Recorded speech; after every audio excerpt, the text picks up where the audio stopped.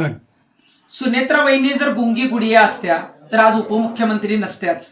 दादांचं अपघाती निधन झालं आणि अचानक दुःख कोसळलं. त्या दुःखातून सावरताना त्यांच्याकडे स्वतःकडे लक्ष न देता जनतेच्या सेवेमध्ये त्यांनी स्वतःला वाहिलं, पक्षाची धुरा सांभाळली आणि आज राज्याचा कारभार सांभाळतायत. त्या दिवसापासून ते आजच्या दिवसापर्यंत अविरत काम करतायत आणि तरी सुद्धा एका कर्तृत्ववान महिलेला जर गुंगी गुडिया कोणी म्हणत असेल, ती काँग्रेस सारख्या पक्षाच्या नेत्यांकडून जर असं विधान येत असेल तर तो समस्त महिलांचा अपमान आहे, कर्तृत्ववान महिलांचा अपमान आहे आणि काँग्रेसच्या नेतृत्व एका महिलेने केलेलं आहे. त्यामुळं कुठल्याही नेत्याने अशा पद्धतीचं विधान करताना एकतर विचार करायला पाहिजे होता आणि सुनेत्रा वहिनींच्या बाबतीत जेव्हा अशा पद्धतीचं वक्तव्य येतं तेव्हा तातडीनं ज्यांनी हे विधान केलेलं आहे त्यांनी माफी मागितली पाहिजे.